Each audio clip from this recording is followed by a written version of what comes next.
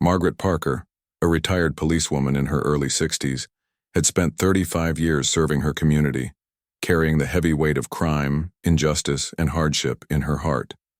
After stepping away from the force, she found solace in gardening and quiet visits to the local diner in her small town. But when news spread that former President Donald Trump would be visiting a nearby community event, something inside her stirred, a chance to finally ask a question she'd held onto for years, not out of politics or partisanship, but from genuine curiosity. Despite all the noise around him, the man had the power to influence real change. But would he listen? Would he understand? That morning, Margaret stood in line clutching her worn leather purse, the crowd buzzing with excitement though her mind was focused. When it was her turn, she stepped forward, looked directly into Trump's eyes, and asked the question she hoped would matter. "Mr. Trump," she began, "what do you believe is the true meaning of justice?" The crowd fell silent. The question was simple but profound, and everyone waited with bated breath for his answer.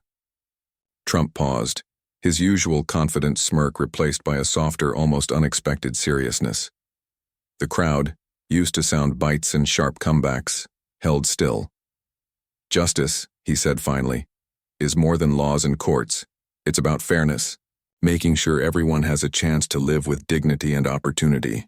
His voice was steady, and there was an honesty in his gaze that caught Margaret off guard. She hadn't expected such a thoughtful reply.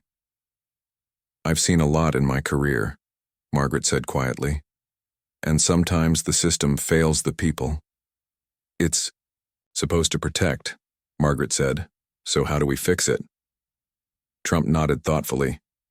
"Change doesn't come from anger or division. It comes when people come together, when leaders listen and communities work hand in hand. Justice is a journey, not a destination." Margaret's eyes showed a mix of hope and skepticism. Decades fighting crime had often left her feeling alone. "Do you really believe that's possible?" she asked. "Yes," Trump replied without hesitation, "because I believe in the power of people, the power to rebuild trust and make a real difference." The crowd stirred, and for a moment, political divides faded, replaced by a shared desire for something better. Margaret smiled faintly. Maybe, just maybe, this conversation could be the start of something new. After the event, she couldn't shake the feeling that something important had begun. She'd expected a rehearsed political speech, but instead found a man willing to speak honestly about ideals they both valued. Back home, she sat by her kitchen window, staring at the photographs lining the walls. The walls were lined with pictures of Margaret's younger self in uniform, proud moments mixed with hard days. She thought of the boys and girls she had sworn to protect, many of whom had slipped through the cracks. Determined to understand Trump's perspective better, she sent a letter to his office the next day requesting a meeting. To her surprise, the invitation came back quickly. He wanted to really talk. When the day arrived, Margaret was nervous but prepared, dressed carefully and ready to share her story, the real story of justice on the ground, far from the spotlight. The meeting took place in a modest conference room, away from cameras and crowds. Trump greeted her warmly, and as they sat down, he said, "I want to hear everything, not just the headlines or statistics, but the real stories." Margaret took a deep breath, ready to speak her truth. She began by sharing her early days on the force, how she joined to make a difference and protect the vulnerable. She spoke of the challenges she faced as a woman in a male-dominated field, but also the camaraderie and sense of purpose it gave her life. Describing the neighborhoods she patrolled filled with both struggle and resilience, she said, "Justice isn't just about catching criminals. It's about understanding why people make the choices they do. It's about prevention and healing." Trump listened closely, occasionally nodding, asking thoughtful questions, not the usual reporter-style ones, but real questions that showed he genuinely wanted to understand. Margaret shared the story of a young man she had tried to help, a teenager trapped in a cycle of poverty and violence who, despite her efforts, ended up behind bars. "I couldn't save him," she said, her voice trembling. Trump's expression softened. "That breaks my heart," he said. "It shouldn't be that way. Margaret searched his eyes for a glimmer of hope. "What can we do to break that cycle?" she asked. "What can we do?" Trump replied, "Invest in communities, education, jobs, support. We need to build bridges, not walls, both literal and figurative." Margaret felt a spark of hope, but also the weight of the work ahead. As their conversation continued, they discussed police reform, a topic often clouded by anger and politics. "I know the system isn't perfect," Trump admitted, "but we have to be careful not to throw the baby out with the bathwater. Most officers are trying their best." Margaret agreed, but stressed the need for accountability and trust. "We can't fix what people don't believe in," she said. "If communities don't trust the police, we all lose." They talked about training, community policing, and mental health resources. Margaret shared stories of officers who went beyond their duty to connect with residents, and those who tragically failed. Trump listened with growing respect. "We need to restore faith, but also be honest about mistakes. That's the only way forward." Margaret felt a rare sense of alignment. Here was a man willing to admit complexity in a world of black and white headlines. As their meeting drew to a close, Trump looked her in the eye and said, "Thank you for your service and your honesty. It means more than you know." Margaret nodded, feeling a quiet pride. Maybe this was the start of a conversation many had needed. After their meeting, she went home reflecting on the day, and for the first time in years, she felt hopeful about the future of justice and community. The next morning, she shared her experience over coffee with old colleagues. Some were skeptical, others curious, but all agreed that real change required real conversations. News of the meeting quietly spread, sparking discussions across town. People from different backgrounds reached out to Margaret, eager to share their stories. She began attending community meetings again, this time not just listening but acting, as a bridge between residents and local leaders, realizing justice wasn't a destination but a shared journey demanding courage and compassion. Meanwhile, Trump's team began. Inspired by Margaret's insights, Trump's team began planning a new initiative focused on supporting former officers and at-risk youth. Margaret knew the road ahead would be long and difficult, but she was ready to walk it because she had learned that justice was worth fighting for, together. Weeks later, Margaret received an unexpected call from Trump's office inviting her to join him at a town hall event next month to speak about her work and the future of justice. Though hesitant at first, she agreed, knowing this was a chance to amplify voices like hers. At the event, Margaret stood before a large crowd, her heart steady, sharing her story not just as a retired officer but as a citizen invested in hope. Her words touched many, drawing applause and tears. Afterward, Trump approached her with a smile, saying, "You did well." Margaret smiled back and replied, "We did well." Their partnership grew, not driven by politics, but by a shared vision for a better future. Over the months, the initiative took shape with new programs supporting officers' mental health and community outreach projects aimed at rebuilding trust. Margaret found herself mentoring young officers and helping former offenders find new paths. The town began to change, the divide between us and them slowly fading. But the biggest transformation was within Margaret. She felt lighter, freer, no longer weighed down by years of cynicism. One afternoon, while walking through a neighborhood park, she saw a young boy playing basketball who smiled and asked, "Are you the police lady who talks to Mr. Trump?" Margaret laughed, softly. "I am," the boy said quietly. "Thanks for helping people like my dad."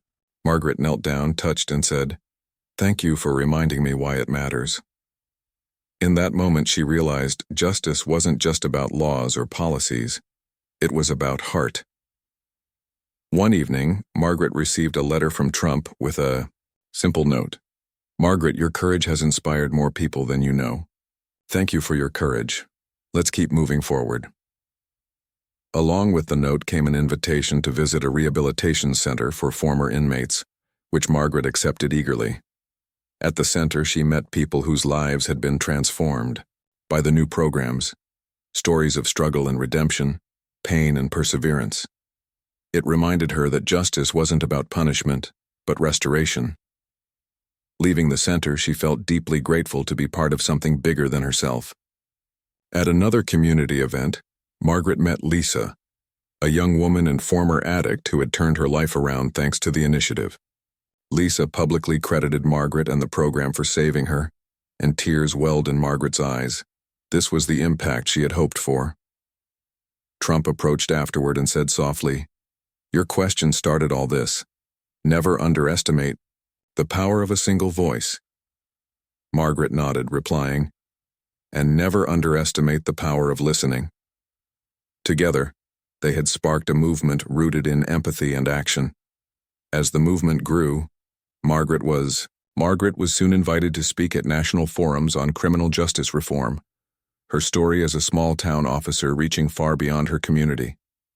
She emphasized the importance of listening, understanding, and working together, delivering a clear message that justice must be human, not just legal.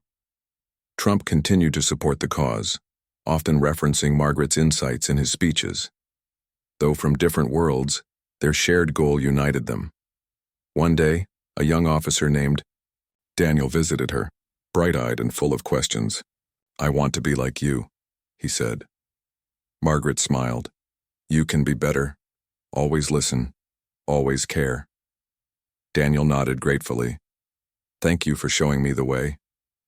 Mentoring young officers became Margaret's new mission, a legacy she hoped to leave, knowing justice was not just about today but about the future.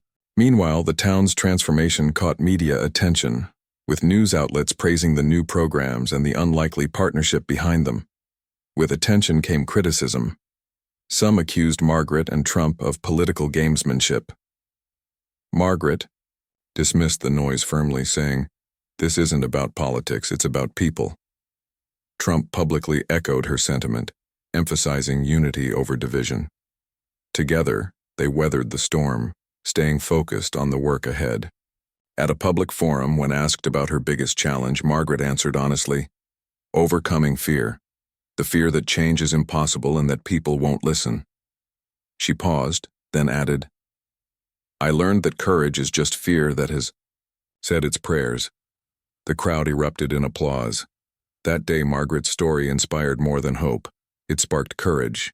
Late one evening, as she reflected alone on her journey, the struggles, the progress, and what still lay ahead, a knock at the door startled her. It was Trump, holding a folder. "I wanted you to have this," he said. Inside were letters from people whose lives had been changed by their work. Margaret's eyes welled with tears. "This is why we fight," Trump said softly.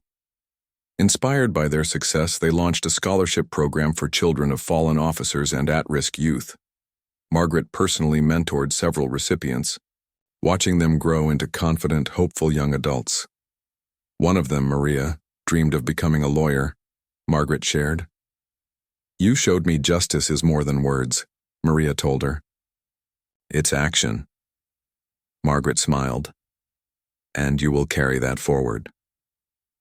At the annual community gala, Margaret was honored for her service and advocacy.